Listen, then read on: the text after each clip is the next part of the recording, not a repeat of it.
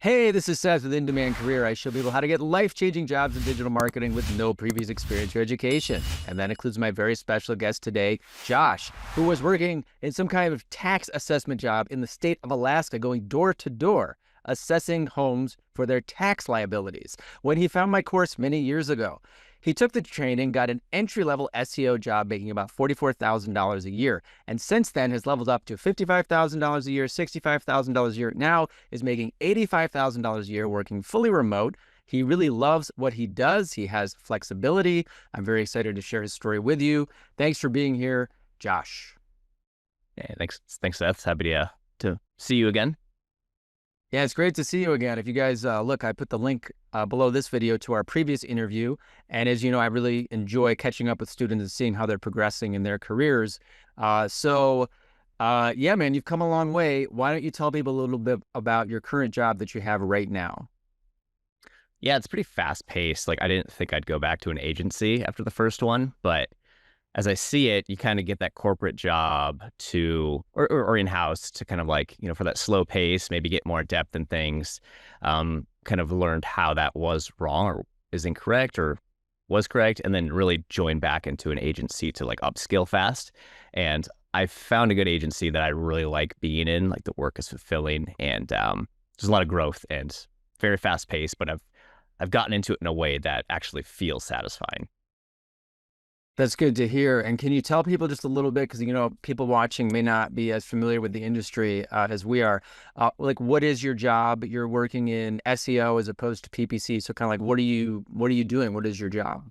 Right. I see. I didn't answer your question. Yeah, I went in there to do tech. So I went back from an SEO analyst to an agency to do SEO tech work. So I'm on site making the standard changes, title tags, content optimizations, that sort of thing. But what stuck out for me on this one was he actually embraced AI tools. And at this point, even a year ago, some people were like, oh, don't use AI or use it and don't really admit it kind of a thing. But this was full on using SEO, pairing AI use with SEO. Doing the technical work, had about 30 clients. What I liked about this was I didn't actually have to do any client-facing stuff. We have a rep that we send stuff to, and you explain it for the rep, and they take the technical knowledge and speak on the client level, which is kind of challenging as SEO. Since then, I'm no longer doing tech tasks. I moved up into a senior tech role, and then quickly moved into the SEO strategist. So now I make the strategies. I look for the seasonality, make sure that our techs are optimizing for the seasonality. Focusing on YMYL clients. If a client is in the healthcare field that has different things, and so I'm the one doing the strategy for that. The techs implement that, and I also do the client-facing meetings when they need somebody to kind of explain the data. Awesome. Let me unpack a little bit of what you said, and then of course we're going to talk about how you got here. Because what I'm struck by, having interviewed you before, is the way you're talking now is like a very seasoned expert. Yet I know when you took the course, you had no idea about digital marketing. And again, I think people will find your previous career very interesting. It's a very interesting career transition. You were not speaking with such knowledge and confidence about this when you started out, which is where I know a lot of people watching this are. And just to unpack what you said about AI, of course, AI is obviously making a huge impact on all industries, definitely on digital marketing. And it's really cool that you saw that a year ago. But what we're going to talk about later is that AI is a tool. Remember, it's not taking over these jobs. It is being used by people like yourself to improve their efficiency and all sorts of other things. We're gonna get into that. And then what else? Client facing. Yeah, this is where I like to tell people there's all different personality types that get into digital marketing. And some people love client facing, which basically means talking to people and explaining what's going on. I always like that aspect of the job. You can see me, I'm on YouTube, right? I like talking to people. So I like talking to the owner of the, of the law firm or the plumber who doesn't understand digital marketing and helping them understand what's going on with their account. A lot of my students are similar, but other students are like you. They'd rather just, work on the computer, on the technical stuff, and have somebody else handle that. So I think it's really cool you have a job where you have that ability to do just the thing you really love doing, and someone else is talking to the clients. And yeah, so this is sounds like a really great job. And can you just repeat what are you making at this job right now? Currently 85, went up from 65. Did some negotiating, so it's definitely worth spending time a negotiation plan because that really helped me make an extra 10,000 from what they were going to offer me. That's fantastic. And I encourage my students, especially to understand, that when you have a valuable skill set like this, don't be shy about negotiating, especially when you know that the agency is doing well. You said, I mean, probably, they could afford to pay you an extra $10,000, and that's really great. I was just wondering, before we get into, again, your journey here, what's it like? I know this is almost twice what you were making when you first started. How does it feel to be making that kind of money? What's the impact it's had on your life? Yeah, actually, our last interview, you pointed out that it took me like 6 years. Well, I made it a little sooner, but I worked 6 years working for a municipality as an assessor, and I was making 56,000 at the time. That was the most I'd made. And you pointed out that I think I was just going to work for Pluralsight and was making 55,000, and that took less than a year. And so, like, you kind of drew that connection for me. Um, I think I might have forgot the question a little bit, but yeah, I was making 56,000 as an assessor. Now I'm at 85,000. Yeah, I was just wondering what's it like to be making so much more than you were making. Right. Okay. Well, I'll say my expenses have gone up a little bit, so I feel a little guilty about that. But I mean, I live pretty comfortably. It's nice. It's nice to, it feels like a personal achievement to only be 3 years into this career and already making more than a career where I was at for 6 years. Yeah, absolutely. Absolutely. And yeah, so that's a good segue. So now you said you're doing really great. What was going on in your life back when you first found the course? I think it was, what was it, 2020, 2021? Tell people a little bit about that career that you spent 6 years in, being a tax assessor. What was that like? And what was, what was going on in your life that kind of led you to decide to change careers? Yeah, so I read this book, 48 Days to the Work You Love, and I'd always kind of been chasing job satisfaction. And so what that had me do was kind of look back at all my other career options and find the segments of those things that I enjoyed doing. Like, I didn't enjoy all my jobs, but there were aspects of them that I was good at or enjoyed. And just at that time, I was like, this is the longest I've been in a career, and this is the longest I've gone before hitting that point of like, I can't tolerate it anymore. And so that just kind of like had me do a lot, I re-upped on searching what makes me satisfied with work. And then I moved to Portland, Oregon, this was 2 months before the pandemic, and I pursued CAD, computer aided design and drafting. Like, I liked 3D printing, if you can't tell. But I was like, I don't want to do this as a job. And I started kind of getting worried because I was like, I just spent a lot of money for this 1 year CAD certificate. Then I was like, maybe I'll go for an associate's degree because I had felt self-conscious, about not having the college education. Kind of went through that. And then I was like, this isn't leading to anything, and I'm not learning anything that really feels applicable. It's just like very small parts of it. And so I felt less self-conscious because I was like, I can handle college, no problem. I can't afford this. I don't want to waste any more time. So I kind of dropped it because I became aware of your course. I saw it, like I was trying to figure out which degree or which certificate I could take to make the most amount of money and not hate my life. And then you came up on like Shane, I can't remember Shane Hummus. He came up on a video for that. And so I looked into that and had that open as a browser tab for several months. And then I was like, fuck it, I'm just going to go for it, and dropped college and went full into it. And it felt scary because it was like the system I'd grown up with and like what it takes to succeed, has been ingrained in me since early childhood. And so it felt kind of like it was a little scary to be like, but all the social proof, I was like, if you can get, it makes sense to go for the job, try to get the entry level and work up from there. So I kind of took it on, some faith, some risk there, but it did de-risk with all the amount of social proof you had. And looking back, I'm like, it just seems like the most natural path I could have taken, but I didn't feel that way at the time. Yeah, wow. That you said a lot, and a lot of people. I totally get it, man. We're so conditioned to think we need college. Um, that's what you're referring to, right? When you said the conditioning. Yeah. It's like, do this to succeed or stick with something forever until your back gives out. Yeah. Yeah, a lot of people are into that, especially when they find my course. I totally get it. You're taught all this stuff in school that you need a degree and this stuff, and it's just unfortunate how disconnected from reality that is. So it does take a degree of courage and, risk. Ironically, it's less risky than going into debt for an associate's or bachelor's degree. But I applaud you for doing that. And it sounds like, yeah, I think a lot of people can identify with this process of trying to determine what career to pick. I went through this without being intentional. I just, discovered digital marketing, but I can identify with what you're saying about I would work a job until I couldn't stand it. And then I would quit or get fired or whatever many, many different times.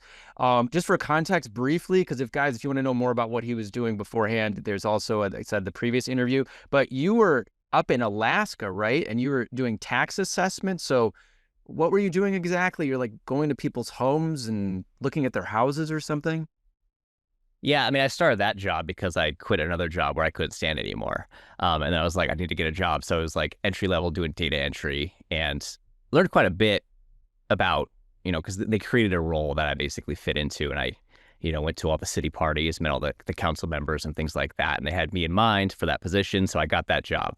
And what that job turned into was, just making sure that the property records were all accurate. You have to go through every 5 years, make sure somebody didn't tear down a shed, or like if they upgraded their house, we have to mark that so you can assess them appropriately. So day to day, walking house to house with a clipboard, making measurements, taking photos of the building, essentially darkening everyone's doorway as far as they were concerned. So Right. Yeah. Who wants to get a visit from someone from the government? And this was up in the state of Alaska.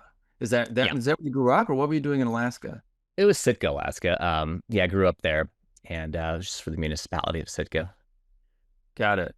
Well, guys, again, he'll talk more about that if you want to check out the previous interview. But yeah, man, I mean, you're so far from Alaska now, and you're so far from that career.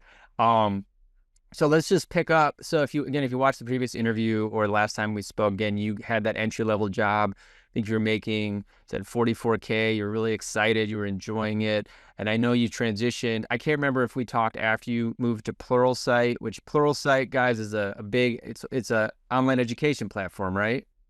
Yeah.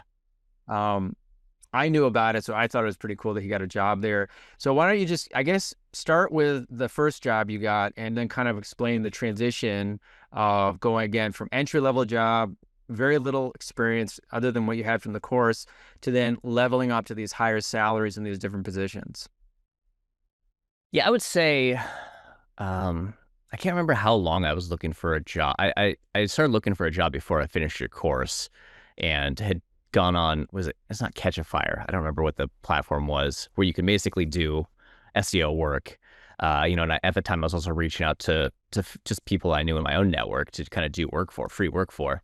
But ultimately what got me that job was the SEO audit. I think Andrea made it at the time. And I'd made that thing like 6 times, and it took several hours. It's funny, I used that same template to make one just the other day and make a standard template for our company.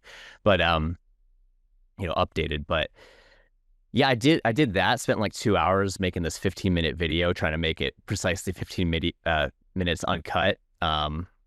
Kind of oversold myself to the guy. He wanted to pay me 38,000, and I was like willing to accept that amount because, as you put it in the program, it's kind of like paid training in a way. I'm getting paid to go to school essentially.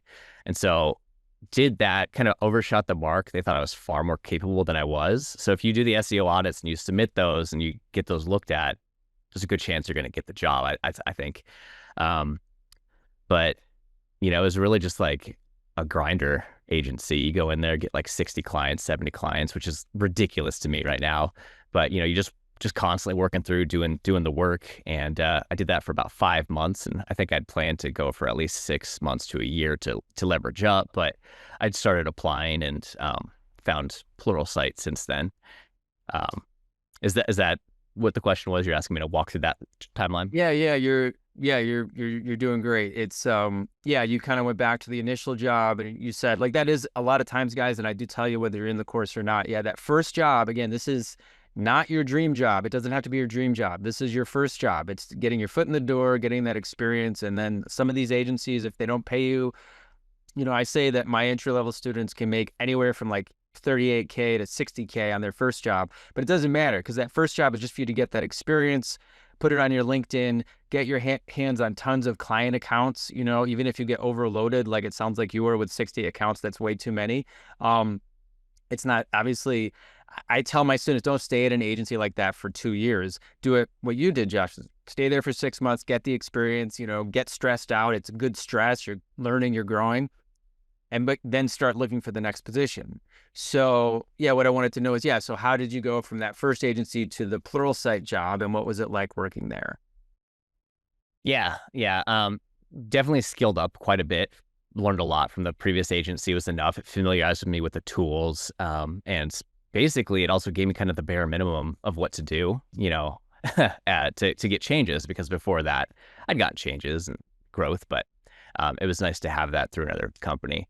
So I applied for When you Pluralsight say, I'm again. just going to interrupt you for a second. When you say changes in growth, you mean in the SERPs, in the search The results? metrics, SERPs, yeah, yeah. Yeah, yeah, yeah. Yeah, using data a little bit. That was enough though. Like I learned enough about data to get an SEO analyst role, with full transparency. Like I'm willing to learn this role. I can do this, and I'd made client reports there. And that was kind of like the 80-20 of it to be enough to convince the next guy that I know what I'm talking about enough. He knew I was fresh. But so I got the SEO analyst role, and that kind of made me like learn more about analytics, and working in a corporate environment. That was my first corporate job, and working with a team, and was surprised how much it took to get work done. Things that I would do on clients daily, it would take like weeks of meetings to get done for in a corporate environment. So that was a change, and that was fun perspective.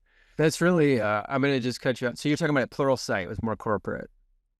Yeah. So, so that is interesting. And it's funny because actually, like, yeah, when there's too many cooks in the kitchen, it can take longer to get simple things done. But I just want to zoom in for a second on the transition. So again, you had this limited agency experience, but you were getting a lot of experience. Did you apply for the Pluralsight job? Did you connect with a recruiter? What was the Mm. interview process like? Did they ask you a ton of questions? Did you only had 5 months experience? Like, how did all that go? Yeah, I would say I'm remembering that probably took like 80 applications or so. Like it was a mix of, I mostly used LinkedIn, and it was a mix of tailoring my resume and yeah, ChatGPT was out there, so I did have that on my side. So tailoring my resume and just making a general resume for the positions I was after. I had like 3 variations of like SEO analyst, specialist, or whatever, and would send those out as well. And then a recruiter from that worked for Pluralsight got a hold of me, and I went through that interview. They liked it. Went to the next interview. Went to the next interview. Took uh, an aptitude test and a personality test, and I almost didn't do it because I was like, this just when you're doing that many applications, it's like, ugh, do this for everybody, But I did it, and it ended up being the job that I got. That's great. Yeah, guys, I know. I know it can be a grind. That's just how it is. It's like sales, like when anything. I mean, you can't get results in life without putting in this kind of effort when you're just starting out. I think it's really funny to me when I look at like celebrities. The celebrities who are already rich and famous get free gifts all the time. But we're not in that position, when you're starting out. You have to, put in the effort, send out the applications. I'm glad you did it for that company, because obviously you never know when or which company is going to be the hit, you know. Yeah. But it's, obviously fantastic that you did resonate with that company. And yeah, so you mentioned a little bit about the corporate element of working there. Like, what was it like working there? What did you learn? How was it? And so on. Yeah. Well, if I could take one step back, I would say that between each job interview that I've gone through, I've always gone on YouTube and looked up interview questions and asked them. And my girlfriend and I even kind of like did interview questions back and forth. So that helped. I always prime between each, with oh, what do you want to, where do you see yourself in 5 years? All those questions. Um, there's one other thing, which is like, while I'm doing my job applications, like I always have like a freelance client. I'm always working on something else. I'm not saying that anybody has to do that, but that's both helped me and bit me before, because I was doing affiliate sites for a bit, and that resonated with the guy that at Pluralsight who hired me. That eliminated me from other clients who were like, oh, we want all or nothing on this. So just for anybody who's might be like, I have a side project. Do I bring this up, or are they going to see that as threatening? Like I've had kind of 50-50 down the road as far as like it being helpful or not being helpful to bring up. Let Um, me just, no, that's great. That's great stuff. Let me just jump on that before we get to the, what it was like working at Pluralsight. Um, That's great advice, guys. I think it's great. He's proactive. If you're interviewing, again, I have in the course, probably even since you took it, I've added and expanded the interview section, giving more advice on how to prepare yourself mentally and the attitude you should have going in, which should be a playful, fun, exploratory attitude. But also, there's a ton of sample questions, and get on YouTube as well and have your friends or girlfriend or boyfriend ask you those questions. That's a great role-playing exercise. It helps you get warmed up. You wouldn't believe the power of doing that. I was thinking about even YouTube. When I first started, people say, "Oh, you're so natural on YouTube." Like, no, man, I had to spend like months and months talking to the camera in my room just to get practice. And when you do these interview questions and you answer them over and over again, even if it's just to your friend, you will get better and better and more comfortable. The other thing you mentioned is having the freelance clients. You should do that regardless of the reaction of the employer, because what it means is you're in action, you're moving forward, you're not sitting there just applying. It's kind of like, I would say it's like dating in a way. It's like if you're seeing somebody and then you're looking for something more serious and you feel a little more comfortable because you have things in the works, versus if you're just kind of sitting there like hoping and hoping and waiting and waiting. You need to be proactive. That's why I always tell my students, keep generating experience. And as far as the employers, do whatever feels right for you. In my case, when I got my first six-figure job, I was telling them all about my side projects and they loved it. They loved my passion and my drive and my creativity, and it was never an issue. And it was more like, do that on your own time. It's totally fine.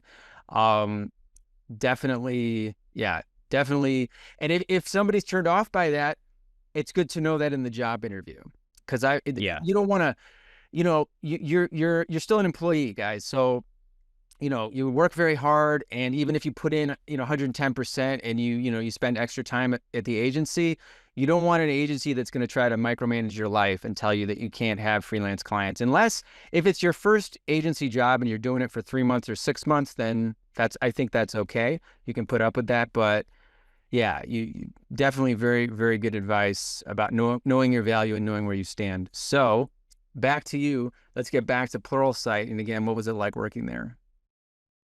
Yeah, in a lot of ways, it was kind of like I was siloed off.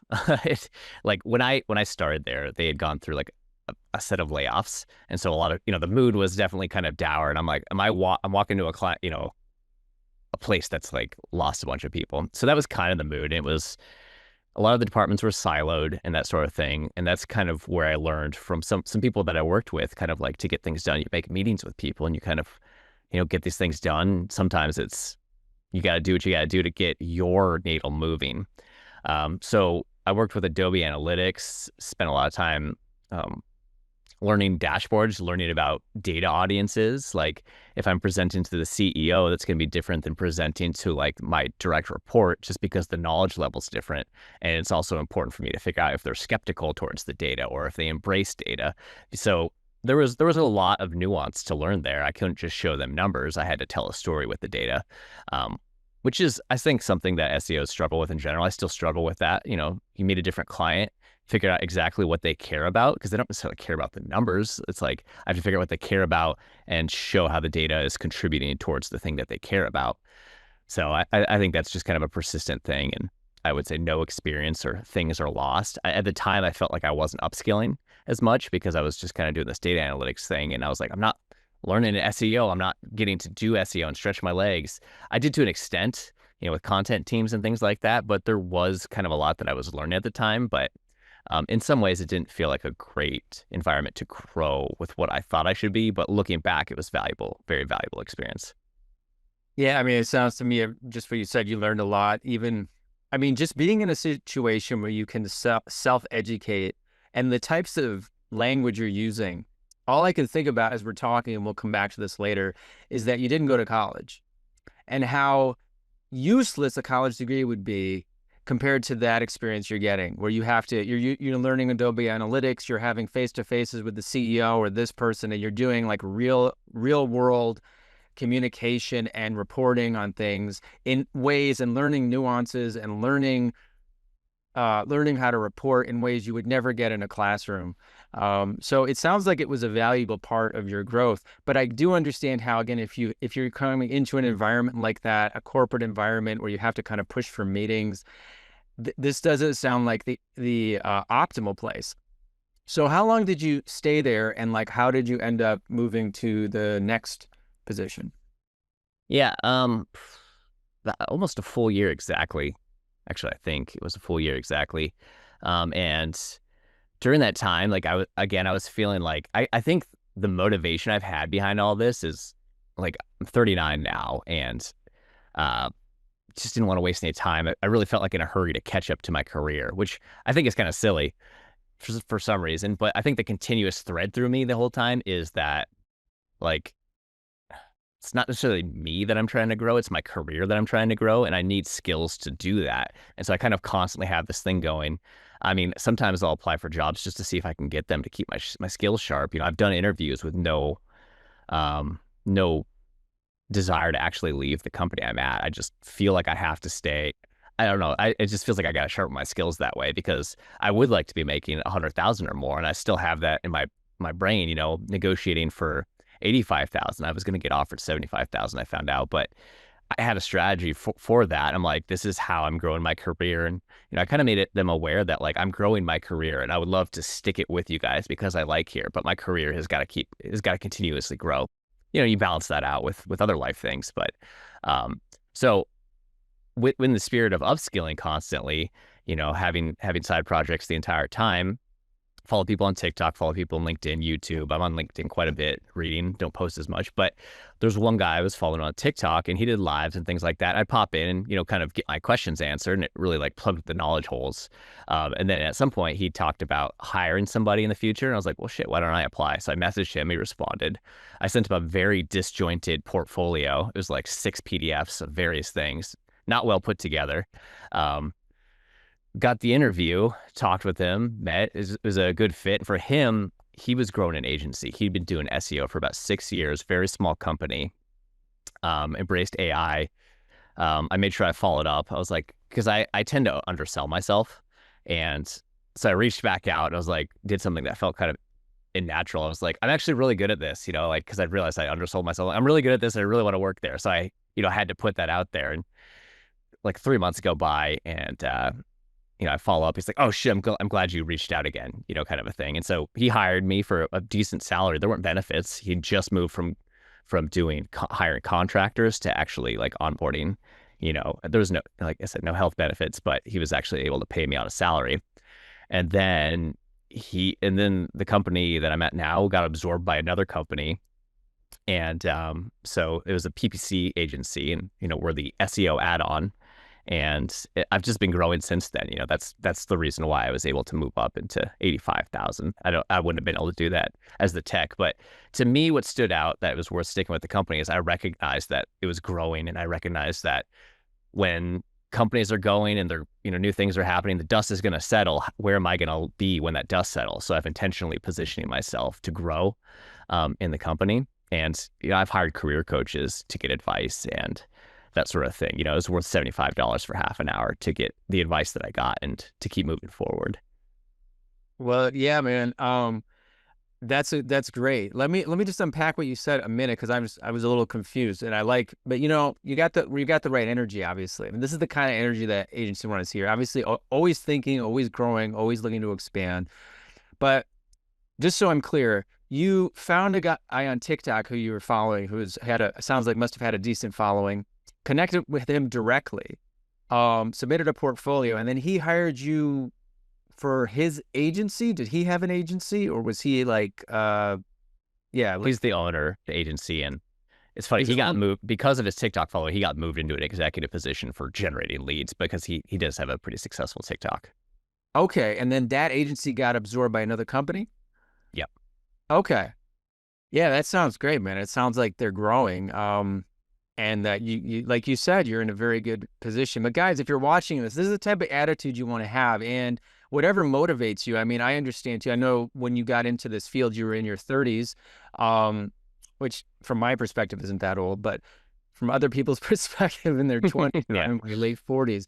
But to have that kind of fire driving you to always be expanding. That's the vibe. If you want to know, like the quickest tip I have in this moment about getting hired in a job interview is that like you don't go into the job thinking like, how can I get this job? What can I get?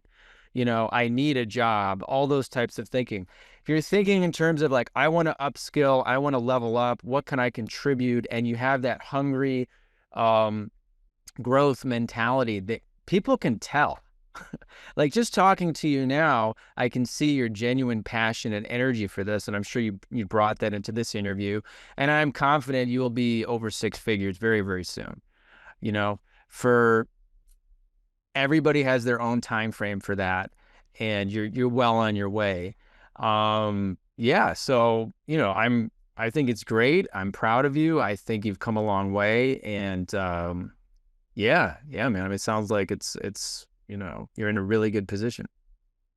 Yeah, I'm really happy with it. I mean, there were definitely times where, I'm like, oh, is this really what I want to stick with? Like, do I want to be a tech forever? It was really hard to see that could lead into things that aren't just necessarily SEO. I was like, I didn't want to be a tech forever. I still don't want to be a tech forever. I like the technical knowledge, but it's working for me as a strategist because I know a lot. I can, and but I do work to specialize on certain things. And lately, that's been CRO. That's been how to rank in search or LLM searches and things like that. So staying up ahead with things is also energizing. Yeah, I'm just gonna decode that for a second. CRO is conversion rate optimization. This is the science and art of helping websites make more sales. There's a lot of factors that go into that. And then LLM, you're talking about large language models, AI, right? You're talking about basically, Yeah. that is a big component of SEO that is shifting. We were going to talk about that actually, is that obviously you guys know you go to Google now, a lot of the times you get an AI generated search result at the very top. And that's having a huge impact on many different companies. It doesn't show up on every search. I like to point that out to people because, Google makes all their money from Google Shopping and PPC and stuff. So Google is still not serving AI search results for many search queries. For instance, if you type in, I want to buy a new pair of sneakers, it's not going to come up with like an informational result about, oh, here's some information about how to buy a new pair of sneakers. You've intended that you want to buy now. So it's going to show you advertisements. That's where the PPC money comes in for Google. However, there are so many AI generated search queries. Now companies this is how SEO is changing. SEO is not dead, it is changing. Google is now generating these AI search results based on certain factors and criteria, and you want to make changes to your client's websites to show up in the AI generated search results. So that's something that Josh is learning about and implementing, something we've incorporated into the course. And yeah, it's a very exciting time for search and for AI. Yeah, there's a fair bit to it. We were just talking before. I think the best meme I've seen about ranking for LLM searches is Freddy from Scooby-Doo pulling off the mask. The monster has the mask on their head. It says SEO, GE or AEO, whatever you want to call it. No one's really settled. And they pulls it off, and underneath it is SEO. And so, like at the core of ranking for search, a lot of times, or LLM search or GEO is SEO fundamentals.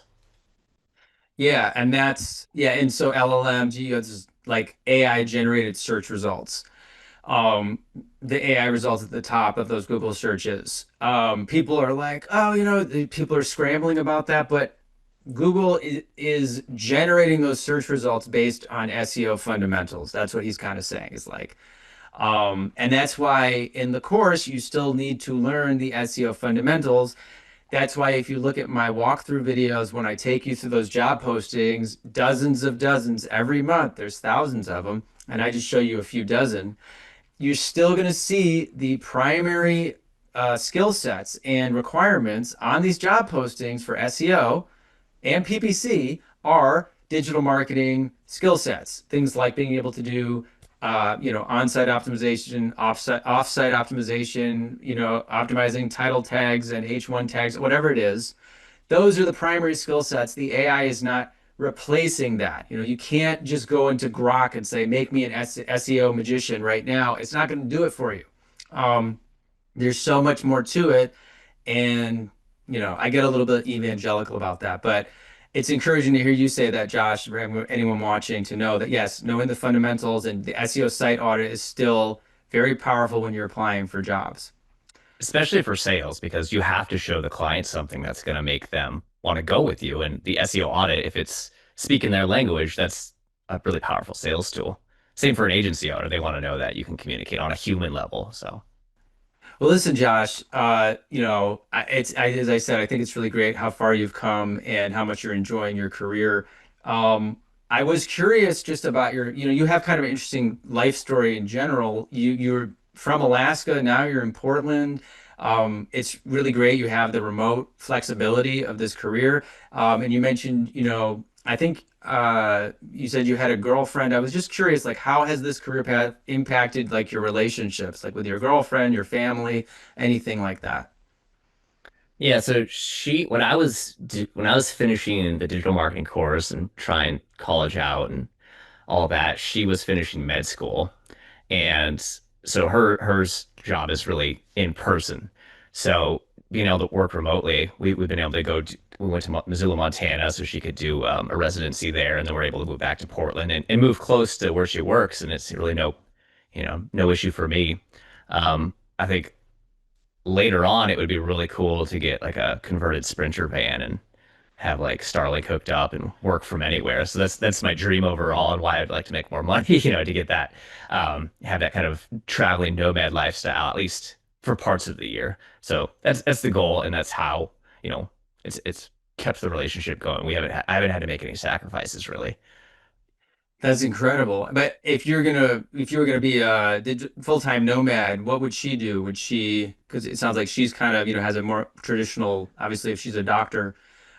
I Um, guess you would just have to take time off work or be a traveling. When I was in Alaska, actually, some of the more remote communities, talking town with like 100 people, there was a doctor, a dentist who had a boat, and he would go in his boat and had like the dental office in the boat, and he would just go community to community, really small remote communities. And something about that is really cool to me. So I don't know if there's something like that for her, but have you guys discussed that? yeah, here and there. Like, I think ideally a small town would be like a really cool thing to do. And, for her, a community that doesn't have a doctor. For me, it doesn't matter where I am. Well, it's great to have that flexibility. And yeah, you guys are an interesting match because again, you're very successful now in your career. You don't have a college degree. She has the most advanced degree that you can think of. And I just always like to circle back to this for people to understand you do not need a college degree. Now that you've been at a few different companies and you've worked your way up to a really great salary, has your lack of a college degree ever come up in a job interview or in any of your jobs? No, I think it's actually my boss. He pointedly did not go to college either. He's really brilliant though. I think he just has the natural gifts there. But yeah, it's come up just for like posh conversations. That's about it. So, and I can easily like people just assume I have a college degree for some reason a lot of times. So it hasn't been an Yeah. issue. Yeah, it's a very strange socially conditioned thing. There's like a little stigma there. It's getting smaller and smaller, and the idea that if you don't have a degree, somehow you're not intelligent. Well, you're obviously intelligent, you're driven, you're focused. That's the irony, I think, of all these young people who are still being pressured to go to college is that will still argue that they should go $100,000 into debt just because the degree proves that you are somehow focused and can follow through on something. And I think it is the dumbest reasoning, just like so many conventional ways of thinking. It's very backwards. It'd say someone like yourself or some of the younger students who skip college, get a job, start making great money with no debt, their 4 years of work experience and savings is a much better example of being focused and intelligent than a college degree. But anyway, guys, you know my take on that. I'm not going to lecture about it anymore. But then this is for all the people watching who are on the fence about college, just understand, look at my other interviews. There are so many young people who are successful without a college degree. And you're doing great. And I'm excited to see, I have a good friend who does have that RV lifestyle. He's actually an archaeologist, which is Oh, cool. funny. Yeah, it's an interesting career field, but he and his wife drive around the US. I think they went up to Alaska, they go down to Mexico, and yeah, Amazing. so I'm glad that you didn't have to sacrifice. You were able to move with your girlfriend while she was doing her thing, and you didn't have to worry about, leaving a job or starting a new job or anything. Yeah, yeah. I think the struggle has been finding another place to be, the remote lifestyle. I think I've been so conditioned to like do this 8 to 5 job situation that it's been a challenge to have work-life balance and make myself go do things that I want to do. But I couldn't imagine going to the office now. I go to the gym, got an improv group. I've had to intentionally build out other areas of life. For some reason, people think that work will solve all those other things and social issues.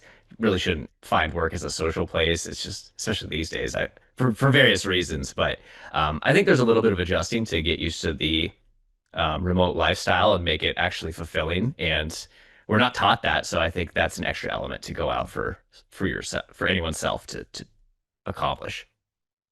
That's a really good point, and I don't talk about it too much on the channel because most folks are in the beginning where the goal is to get the remote job. Um, it's almost like uh, that's the thing people want to achieve. So I don't talk too much about the challenges that come with that. But I'm the same way. I've been, running this business since 2016, and yeah, people do rely on the office environment maybe a bit too much for socialization and structure. When you're working remotely, you do have to provide those things for yourself. So I think it's great. You mentioned an improv class. That to me, I did improv like years ago and found it was a really amazing social like bodybuilding tool. You get to meet cool people, you have fun. Um, it's not something it's not serious, it's very lighthearted.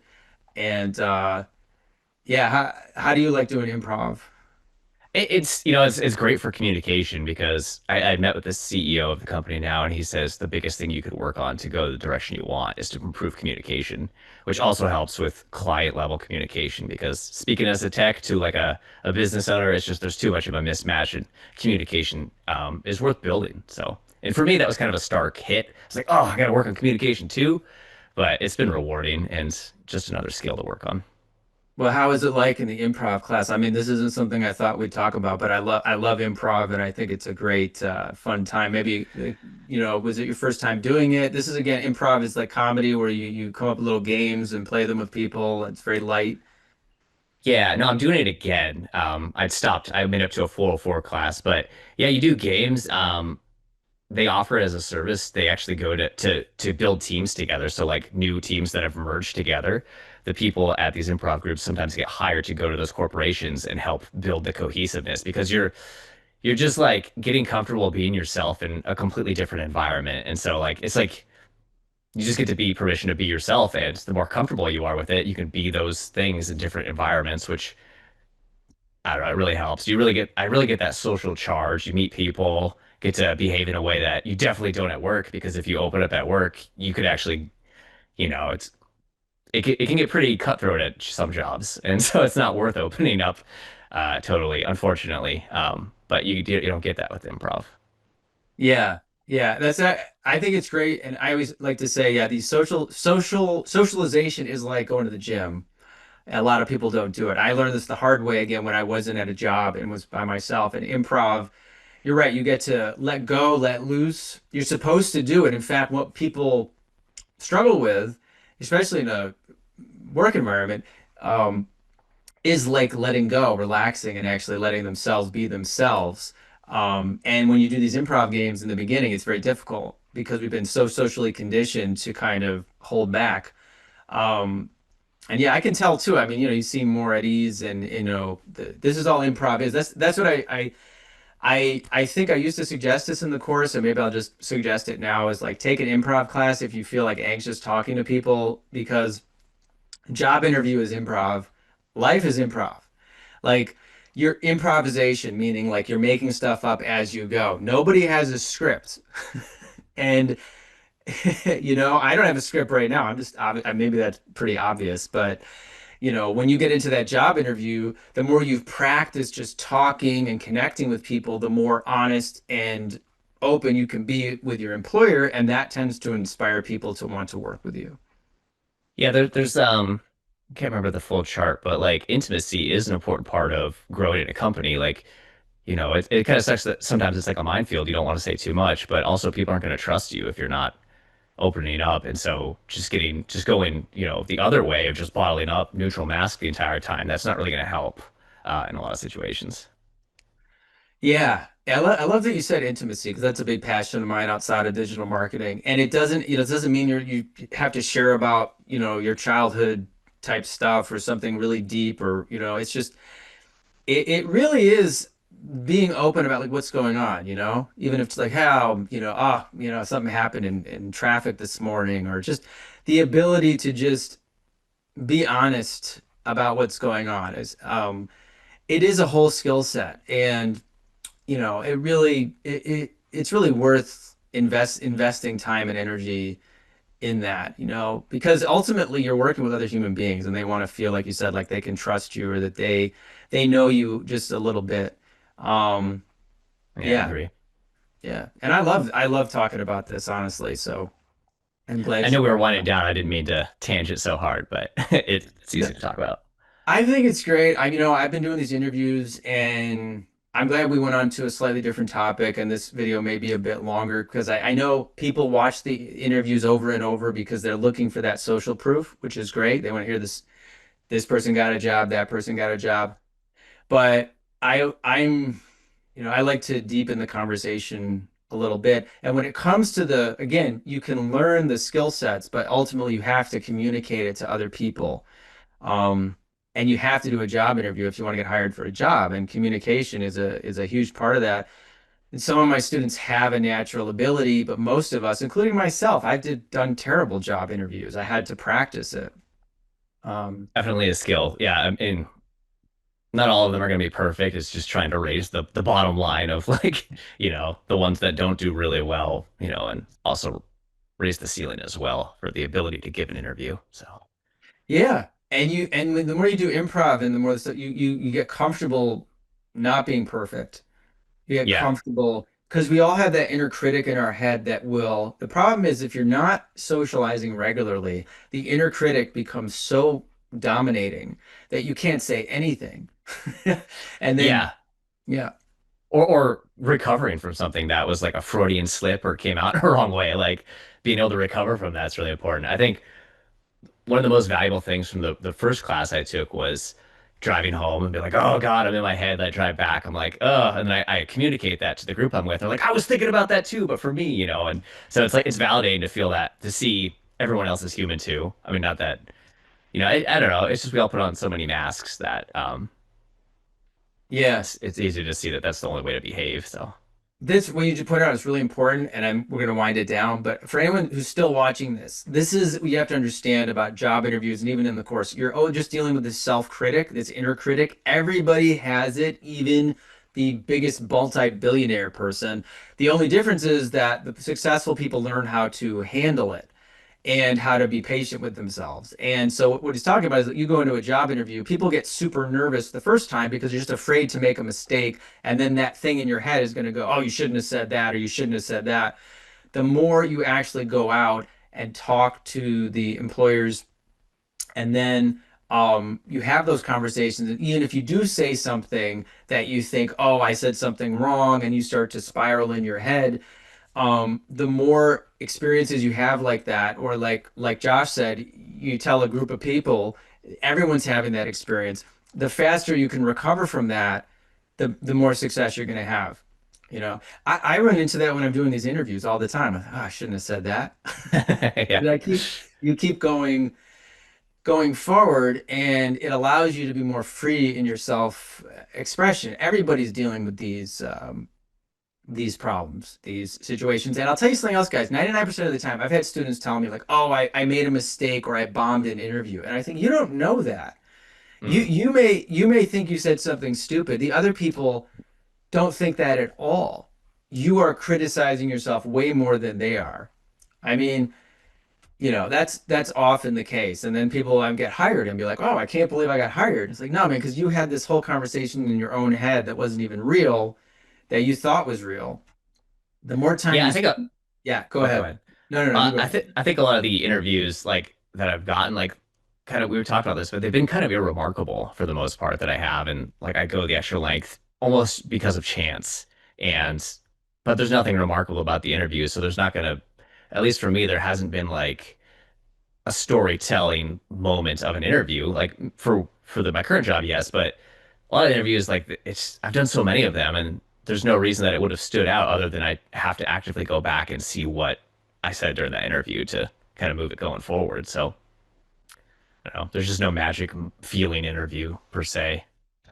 Yeah, it's like, yeah, you just it's with Bryan Cranston. I put this in my course. Like say when you're an actor and you're doing an audition, your job is to just put out your performance and you just let it go. You don't know if it's going to be this job or that job. I've had people come to me and say, "Oh, I have such a good feeling about this, interview," and they don't get it. And then another interview they didn't have any special feeling about, they get hired.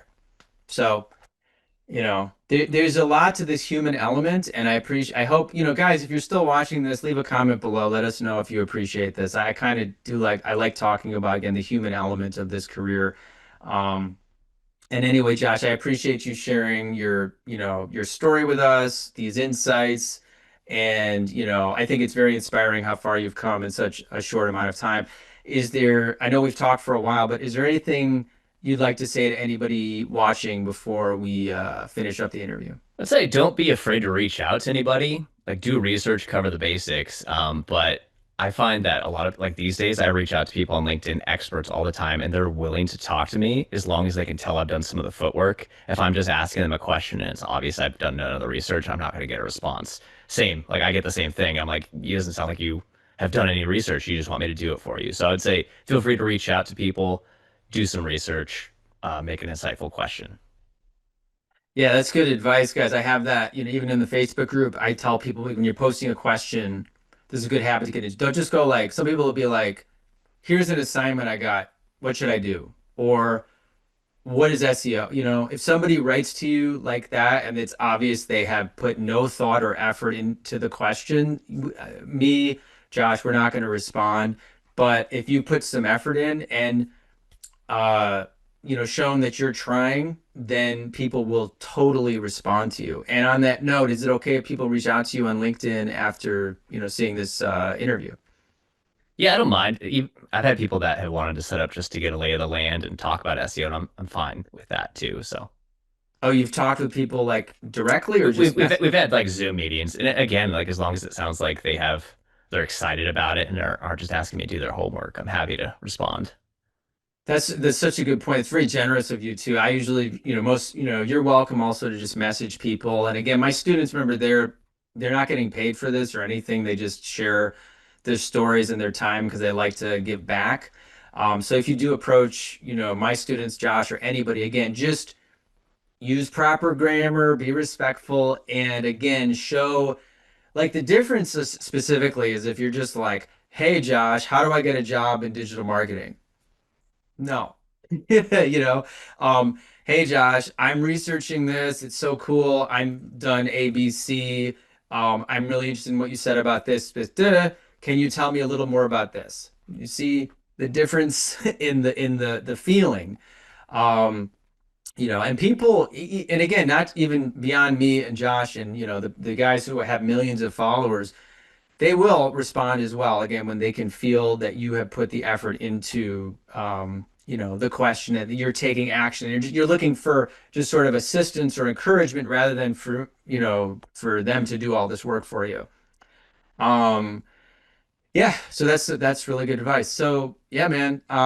Thanks again for sharing your story with everyone, guys. If you are interested in this field and you want to learn more about how you can go from pretty much any other career, like Josh was working in government, that people working as engineers, as waiters in warehouses, going from that into digital marketing, making 60K a year within about a year or so. Check out my free webinar by clicking the link below. This field is still growing. And Josh had said also when we talked before the interview that yeah, AI is affecting things and making people feel a bit uncertain, but You actually said something interesting, Josh, about algorithm updates. Like Google for SEO has these big updates every couple of years or even a few times a year where they kind of change how SEO, how websites are ranked. And those updates have a huge impact on SEO and the entire digital marketing industry. And you were kind of likening AI to one of those updates, if I recall. Yeah, just about uncertainty. There were some major updates way back when, and 2010, 2015, and I imagine a lot of SEOs at that time felt like search engine optimization's done. Like Google's figured it out. They've plugged all the holes. They drop off. But the people that stuck with it, they've done well. And I imagine at that time they feel how a lot of us feel at this time with AI searches. It's just, we have the benefit of looking back in time and knowing how things turned out. Today, I imagine the feeling's the same. And as long as I'm pushing through it, I feel confident that I'm not going to let my boat sink. Yeah, that's a good way of putting it, man. It's like, yeah, this is a transitional time. There's a lot of uncertainty, but again, there's people are learning new things every day.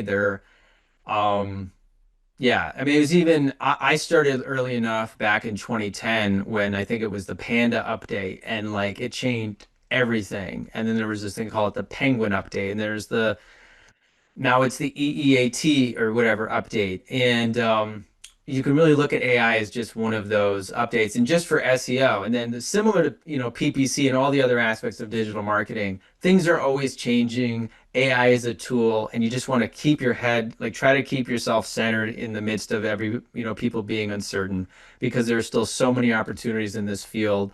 And yeah, that's why we're still talking about it years later. That I fear can turn into excitement pretty well if you're willing to learn a little bit more and test things. So I love that. That fear. It's true that one of my mentors say like anxiety is really just like ungrounded fear. It's like once you feel grounded that everything's going to be okay, now you're excited about what's possible because I can tell you that, again, being in the field for 15 years or however long it's been for me, I've seen this happen too. There's always been times where people say, "Oh, digital marketing's dead." And then the next yeah, year it's like bigger than it was the year before. So that's kind of where we think things are going. Um, anyway, man, it's been great chatting. This has been a dynamic conversation. You guys feel free to leave comments or questions below. Click the link below to check out the free webinar, and you can connect with Josh on LinkedIn. I put his link below. Thanks again, Josh, and we'll stay in touch. yeah, it's been fun. I've enjoyed this. Thanks.